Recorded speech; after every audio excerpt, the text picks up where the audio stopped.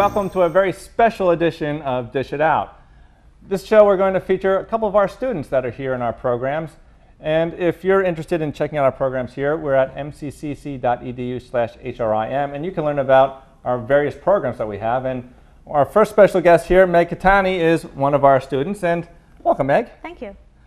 And what is your program here? I'm in the Chef Apprentice program, finishing up this fall. And I presently work at Peasant's Restaurant in Hamilton Township, New Jersey. Terrific. And you have something exciting planned for us here, right? Yes. For our menu? Yes. Today we're going to be making a delicious pan-roasted skate. We're going to serve it with a nice summer salad with fennel, apple, and pineapple. Terrific. So where do we start? The first thing we're going to do is we're going to make our vinaigrette, and we're going to combine all our fresh fruit and just let it hang out and marinate for a little bit. And then we're going to go ahead and cook our skate. Very good. All right. So the first step that we're going to do is we're going to combine a little bit of fresh squeezed lemon juice. Not that stuff from the jar. That's right. Yeah. Fresh squeezed lime juice. And a little bit of fresh orange juice. As well, we're going to add a little bit of the zest. Now the zest being what part? The zest is just the outer skin. You don't want any of the white pit. Same thing with the lime and the orange. Now by adding just the zest, you're getting the essential oils and those flavors into there without the bitterness of that pith that's underneath it. That's right. In addition, we're going to add, these are the tops of the fennel ferns. Not only are they great for color, but they pack a lot of flavor too. In addition, we're going to add tarragon. This is just a little bit of minced tarragon, which has a nice licorice flavor, which is what we're going for. Complements the fennel very well. Exactly. And lastly, a little bit of thinly sliced scallions. So once we have all that, we're just going to go ahead and give this a little stir. The next step, I'm going to add a little bit of extra virgin olive oil. This is the time where I think it's best to use good olive oils on all your cold applications. You get a nice earthy flavor to it. So maybe we teach something like that here. Yes, in Mercer's program. You are correct. And we're also going to add, this is champagne vinegar. This is pretty readily available in stores right now. If by chance you can't find it, you could use a white balsamic, or last resource, you could use a red wine vinegar. So I kind of kill our colors here a little bit. Little bit. But in a pinch, it's better than nothing. Exactly. Okay, now that we have our vinaigrette done, we're going to add all of our vegetables and fruit. This is thinly sliced fennel. We're just going to use the bulb. So you can remove the core of the fennel, and we're just going to use the actual bulb. In addition, I have some golden delicious apples here. Very nice. If you're going to do this ahead of time, if you have a party and you don't really have time to do it at the last minute, just make sure to toss your apples with a little bit of lemon juice so that they don't turn. We're also going to add some pineapple, and this is going to add a nice sweetness. It's like a golden pineapple, actually. That is. And this is a little bit of Granny Smith. The reason why I add two different types of apples, not only for color contrast, but the Granny Smith has a nice tartness as opposed to the other Golden Delicious, which is more sweet. And lastly, we're going to add cantaloupe. And this is great for summertime. Cantaloupe are pretty readily available. Being in New Jersey, we have great local Jersey produce, so this is the best time to use the fruit at its peakness. And lastly, this is sliced shallot. Little minced shallot. Finely minced there, so you don't bite into a mouthful of shallot. Exactly. Okay. And we're going to go ahead and we're going to just toss all our ingredients together. Make sure everything's nice, well coated. You know, like most times, it's just like dressing any salad. You don't want to have more dressing in there than you need. You need just enough to coat. Exactly. Okay. Now that we have all our fruits and vegetables coated with our vinaigrette, we're just going to put this off to the side and let it marinate, preferably about 10-15 minutes. Okay. Now we get to play with some fire. Awesome. So what we're going to do is we're going to turn our burner onto a medium heat. We don't want it too hot, just enough to get a nice crisp coating on our skate. So if you're not familiar with skate, skate looks a lot like a stingray. And most people, most fishermen that I know, say that they just throw them right back in the water. No one really knows too much about skate, so we're going to give you just a brief overview on skate. It's delicious flavor. It tastes very much like a scallop, and as you can see, it has a beautiful appearance. It almost has like a wing-like texture. And they're normally pretty big. This is one wing. There's two to each fish, and there is a hard bone, cartilage bone that is in the middle, so we want to go ahead and remove that and just clean it up of its skin. So to make life a little easier, we're going to cut it right down the middle. Not only will it be easier to cook, but it'll make a little bit of a better plate presentation. So. It's a great looking fish. And this, you can find this if you have a reputable fish purveyor that you can go to. They can acquire it for you. Absolutely, absolutely. So now we're going to just dredge our fish in a little bit of flour. This is just a little bit of all-purpose flour. And to this, we're going to add a little salt and pepper. This is a chance to get a little extra flavor. And I'm using white pepper. We have a pretty light consistency on color throughout our meal, so black pepper will kind of look a little out of place right here. Okay, so. Quiz time. It wouldn't be right if I had a student on didn't quiz you. Why did we add the seasoning to the flour and not to the fish? Okay, well, not only will it cook off a little easier if we had just put it on the fish, but more than likely those flavors are just going to kind of dissipate. So if we add it to the flour, it's going to stick to the fish a little bit better and overall make a better flavor. Very good. Okay, so we're good. We've cleared the table off a little bit here, so now we're ready to dredge in flour. That's correct. We're just going to dredge our skate in our seasoned flour, and we're going to shake off any excess flour. And what are we going to season our pan with? We're going to put a little bit of a blended oil. Okay. Olive oil is really not necessary for this right now. So. Yeah, so we can use the inexpensive stuff. That's right. Save money where you can. Because we're not going to taste those delicate flavors when we hit that high heat. Exactly. We're just going to coat our pan on medium heat. Once we get a little...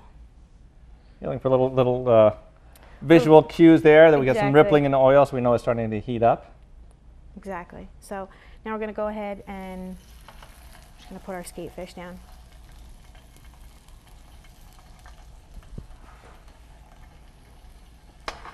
Now, how long does this take to cook off typically? This cooks pretty quickly, so I would say about 2 minutes on each side. So as you can see, our skate on the end is just starting to get a little crispy, a little bit brown. So that's exactly what we're looking for. And at this point in time, we're going to go ahead and flip our skate.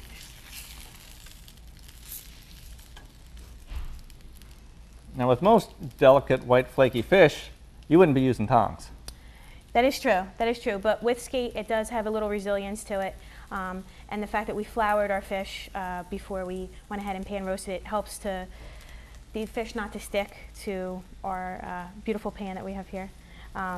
But this fish is definitely a little bit more resilient, and it works better than a lot of other fishes that are out there right now. Tilapia or something of that nature would definitely, we'd have a problem flipping at, but this works well. So we're going to look to get this color exactly on the opposite side, which, like I said, about 2 minutes on each side. So our fish is pretty much right where we need it to be. So we're going to go ahead and we are going to plate this. Okay.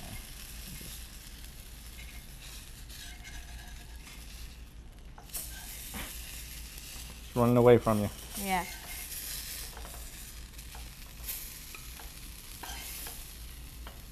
Beautiful.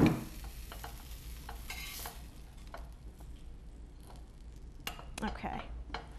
So we're going to turn our heat way down. And the first thing that we're going to do is we're going to add a little bit of butter,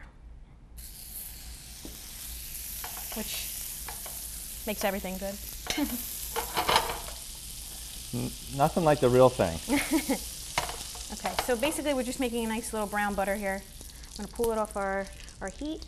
And we're going to add a tiny bit of Pernod. Okay.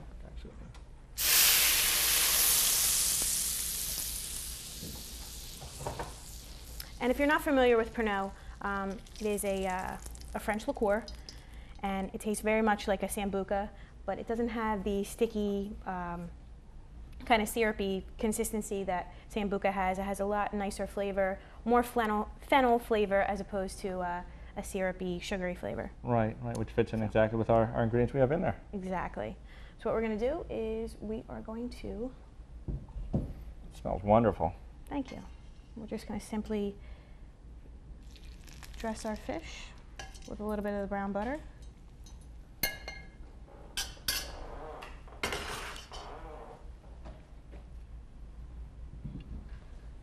And lastly, we're going to get our salad that has been marinating. So our flavor should be really where we want them to be right now. Nice and well blended. So we're just going to get a nice little pile. Just go ahead and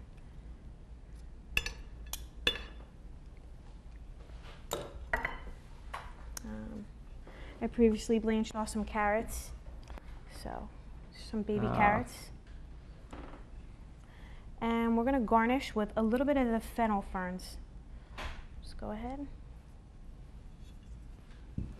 And there you have it. It's a pan-roasted skate wing, served with a little bit of a fruit summer salad and some blanched off carrots. Well, now this is a dish that looks and smells wonderful. I can't wait to taste it. And you can actually go and taste this too. Go and visit Meg while she's at work. That's right.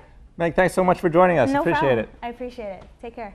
Thanks for joining us here for this first half of Dish It Out. We'll be back right after this. I propose 3 cheers for those we leave behind. Congratulations. It's in paper now. Good job. Congratulations. Proud of you. All right. Ensign Elliott. Who's going to salute him? Guys, who gets to salute him first? May I have your attention, please? Would the owner of the spare tire, slightly hairy, with a little brown mole to the left of the belly button, it's an innie. Please report to the press box and retrieve your appendage. Oh, they must have lost this parking further away from the stadium and walking in. Yeah. Okay, we're back to the action.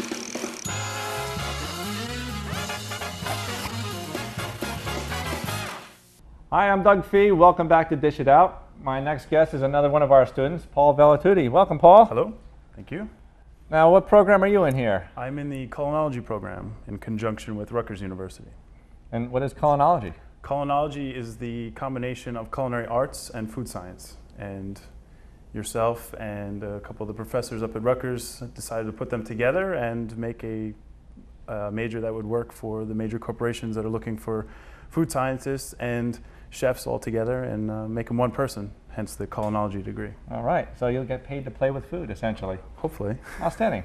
I noticed that's a pretty fancy jacket you got there. Right. Can you tell me about that? Thank you. This is actually my family's company. The name is Sala Maria Bielese, and we've been making sausages, cured meats, and different types of charcuterie since 1925 in New York City. And just recently we moved our operation to Hackensack, New Jersey. So we're now even more local. Outstanding, outstanding. So, well, that explains this. Yes, working with the local ingredients, I brought some of my family's sweet pork sausage today, and I also picked up a Grigstown Quail Farm chicken, which is in Princeton, New Jersey, and we're going to put one inside the other and put it in the oven. Very good. Let's get to it. All right. So these chickens, they come just packaged just like that, and they're going to have the necks and probably the gizzards inside. You want to remove those, and you can use the necks to make a sauce or whatever you like. Usually you just roast them in a pan with some shallots and garlic. It's great. You're going to take some loose meat. You can either buy it in the casing or take it out of the casing yourself, and you're just going to stuff the chicken. You're going to take the meat and put it in the cavity. Now, by stuffing this chicken with sausage, we're adding a little bit of fat to this. We are adding a little bit of fat to this. But that's a good thing. Why? This is a very good thing because most of the times when you're cooking chicken, you have a tendency to dry it out. But there's not going to be any drying out with adding all this fat into the inside of the cavity. And not only is it not dried out, it tastes pretty darn good. Yeah, adds quite a nice flavor to it. So now that all the sausage is inside, I'm going to take my trusty bamboo skewers. And you can also use butcher twine, but I find that if you're grilling at home outside, it's much easier to just use a bamboo skewer. You're going to take the cavity and just kind of wrap it around, fold the skin around, and then you could stick your skewer right through there. Make sure everything stays where it's supposed to. Yes. You don't want the sausage to fall out. That's the trick. And then to keep everything tucked in there, you want to cross the legs, and you can stick the skewer right through the tendons in there, come out the other side, and then you can go right into the breast. Not into the breast, but to the bottom part of the chicken. And then one more for the other leg, and we should be good. He's dressed well enough to go well to the oven. Yes, he is. He's ready for the prom. And then we can like to break these in half and put them in the wings, just to keep the wings close to the body, because otherwise they'll dry up. Right there, I guess the alternative to that would be if you wanted to tuck the wings underneath there, but then you wouldn't see them. Yes, you could do that too, but they're really pretty when they roast up nice. So just I'm going to hold you to that. It better be pretty when it comes out, Paul. I promise it will. So, she's ready to go. We're just going to put her in the roasting pan. And we're going to just dress her up with a little bit of salt. Both sides. And what temperature are we going to roast her off at? We're going to start it at 375, and then once we take a temperature of the internal meat, we're going to turn it up to about 450 just to get a nice golden color on the outside. Terrific. All right, let's go. Put her in, see what we got. Okay, so next we're ready for our salad course. And what do you have for us? Well, I'm a big proponent of using local and fresh ingredients when they're in season. And right now we're in the spring season. And what's available is some fresh micro arugula. And we're getting it from a local gentleman who's going to farms and going right to restaurants or schools or small businesses. And he's doing a great thing for the local New Jersey area. So I have some of his micro arugula and some of my family's air-dried beef, which is a top round, 100% Angus beef from Acadia Farms in Pennsylvania, and it's called bresaola, and that's sliced out right here. And we're just going to toss those together, and a simple little spring salad. Classic combination with the bresaola would be the sliced Parmesan, a little lemon juice, olive oil, and salt, and that's about it. Basic vinaigrette. Yep. Basic flavors make for a really good dish. It's all about simplicity when it comes to the local and fresh ingredients. So we're just going to take a couple of these and toss them in here. This is one of my family's products that we've been making. I remember my great-grandfather giving it to me back in Italy, and just a really, really amazing product. We're actually working with some Wagyu beef right now, and we're always trying to make our products better and trying to source more locally and more responsibly. So one of my personal favorites. Couple shavings of Parmesan in here. And then I'm going to just spoon out a little bit of olive oil. Again, just enough? Just a little bit. You just want to coat all the greens. You don't want to dredge them, otherwise it can be a soggy, messy salad. And then just a little bit of lemon juice. Real lemon juice? Real lemon juice, squeezed from a lemon, not from that little green jar. That would be the yellow jar. Yeah, the lime juice would be. Technically it's not a jar, it's plastic. This is true. That's for another show. Just give it a little toss. Once again, just to coat the greens. And this is great by the pool, outside, as the weather's getting warmer. The nice bitterness of the arugula, the sweetness of the meat, and the saltiness of the cheese, with the acidic properties from the lemon. So the meat isn't really very salty at all then? Not very much. Not very much. Terrific. Just put this out here on a plate for you. My favorite would be to take this and put it on some nice dough and make a nice pizza out of it. I think you have a homework assignment, Paul. I might. That's terrific. Can definitely make some friends with that dish. Easy to put together and a great tasting. Yes, dish. And it's very responsible. Yes, local ingredients are here year-round, and even if it's not the spring, year-round, there's much. There are many different available. dishes that you can put with this, exactly, that would make this seasonal. And make it work. Yes. Great, so we have our salad course. I'm almost ready to eat. What's next? Almost. The chicken's still cooking, so while the chicken is cooking, we got to roast some asparagus. And we're going to do it two different ways. We're going to do it in the pan, and then again, inspiration from home, grill some asparagus. Sounds good. We'll get to that in just a second. One day these rats were playing in the woods. Well, it's a matches and that's no good. Listen to smoke before you give it a try. Only you. Don't play with matches. Don't play with fire. Cause there's nothing very funny about pretty flashlight. Nothing very nice on a homeless mind. So if a gorgeous force is what you desire, don't play with matches. Don't play with fire. Only you can prevent wildfires. Fire. Welcome to another edition of Ask Frank. Remember not to ask your neighbor, but to ask me, because I'm Frank.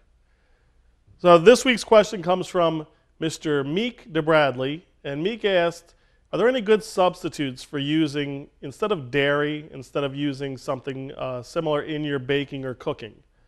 So he said, can we use applesauce instead of oil?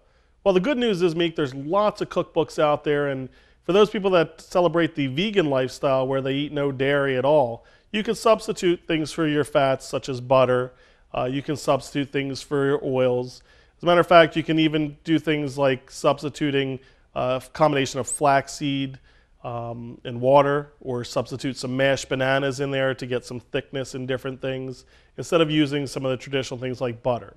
So go out and pick up one of those cookbooks and you'll see a whole lot of different substitutions you can use, such as the applesauce for oil if you're cutting down your fat content. Now, as for me, I'm more of a traditionalist. I don't go to the soy milks. I go right to the cow. So for me, it's, in this case, whisking up some heavy cream. That's right, heavy cream. Look at that. All right, and I whisk that up to make my whipped cream for my chocolate cake here. But if you want to go ahead and try something else with some type of non-dairy, vegan whipped cream that they have on the market, whatever you're into. Because in the end, it's all about your happiness and your taste. So remember, in the future, when you have questions such as that, please go ahead and consult me. Don't ask your neighbor, and ask Frank. Time for some cake with, that's right, heavy cream from the cow. Oh my goodness. Sorry, Meek, but this one's got fat. All right, so now we're ready to grill up our asparagus. Yes, so we're just going to drizzle it with a little bit of olive oil, salt and pepper it, and then put it on the grill for a little bit. And we should make a note that the grill should be hot. The grill should be on and hot already. Now, do we know this grill is hot? I know this grill is hot. I can feel the sweat dripping off my forehead. So now how much oil are you putting on there? About a tablespoon on one bunch of carrots. Just enough to coat? Just enough to coat. You toss them around a little bit, and then we want to get some nice grill marks on them. These are a little bit smaller. They're the more pencil asparagus, but these are the first of the season in New Jersey, so they're not as easy to get the grill marks on.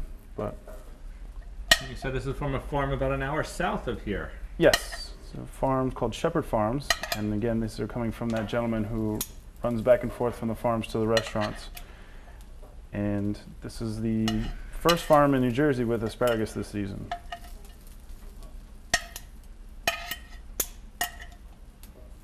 Some of these are really small, really tender though. So usually I'll cook my chicken in a cast iron pan on the top of the outdoor grill, and I'll roast my asparagus on the bottom. And obviously I'll put the chicken a lot before the asparagus, but it comes out nice. Terrific. Now a lot of people are, at this point, are going to want to start rolling the asparagus around. Just let them be. Just let them sit. They need to cook on all the sides, but they need to cook on the first side first. So you always want to move the first ones, the ones you put on the grill first. So just turn them a little bit. Nice little roll. The ones that are a little crooked are easier to roll because they'll stay.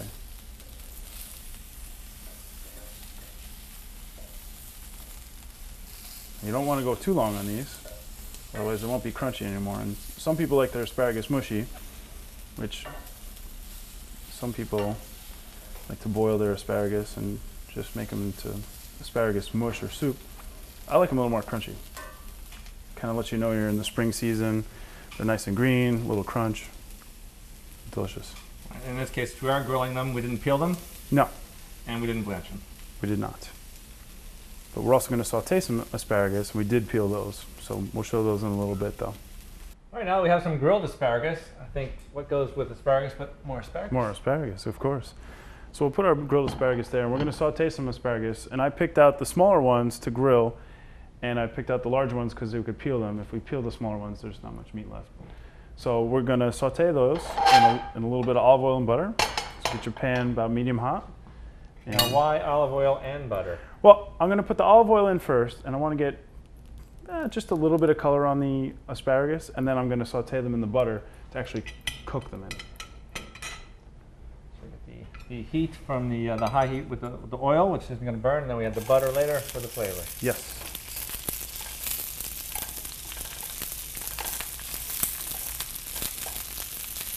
We can season those.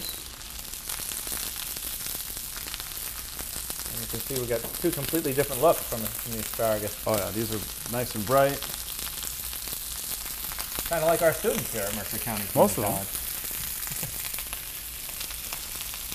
We're just going to let them go for a little bit. We'll move them around, and then what you do is you take a paring knife, and you just want to stick that in there. When the asparagus comes off the knife nice and easily, that's when they're done. Just like a potato. Just like a potato. So in a little bit, we're just going to add some butter, turn down the heat because we don't want to brown the butter, and then just kind of baste them a little bit, and then we're ready to go. Okay. So if you don't mind, I'm going to use one of your fancy knives over here, Okay. and we're just going to test out one of these asparaguses. And the knife's not picking up the asparagus, so it looks like that one's not done, but the rest of them are. Give them another minute. There's a rental fee for using my knives, just so you know. I promise I'll wash them. I thought that was a given. Well, And the great thing with these peeled asparagus, they retain that nice bright color even as they cook. right. Vegetables are certainly something that you can easily determine when it's overdone, because as the color fades, so does the flavor, so does the nutritional value, and so does that nice crispness that we want. Right. You want a little bite, little crunch to your vegetable. Know that it's actually there. Like when you're making pasta, you make it al dente. You want to make your vegetables the same way. So there's our asparagus 2 ways. Beautiful. I think it's time to bring out the chicken. All right, smells like our chicken is about done. It does. I think we should take it out. That is a good-looking bird. Now we're already tempted, so we know it's right. And the temperature is? For the chicken, or for the sausage was at 160, so we know we're right. We did test the thighs and the wings. We're good there too. Now that's the best part. The stuff that's left in the pan, that's the nice sauce. But that's going to go out there like that. And you can see using the skewers, everything held in place just as it should. Yep. We can take those out, and then you can serve them nice and beautiful for your guests. Nice crispy skin, crispy golden skin. Crispy on the outside, nice and moist, juicy on the inside. That's right. Match made in heaven. Delicious. All right, let's plate this up and look at our complete meal. Okay. 200 years ago, Lewis and Clark set out to discover an all-water route to the Pacific. But what they really discovered were 58 hospitable nations who could have ended their journey at any time, but saved it instead. As we commemorate their bicentennial, we invite you to walk with them at lewisandclark200.org and see what you discover, because their trail winds through us all. Thanks so much for joining us on this special episode of Dish It Out. I want to thank my guests, Chef Meg Tani. Thank you so much. No problem. Thank you. Chef Paul Bellatuti, thanks so much for joining us. Thank you. And very talented students, and we'd love to train more people here at Mercer County Community College, so please come join us, and we hope to see you here. Thanks for joining us.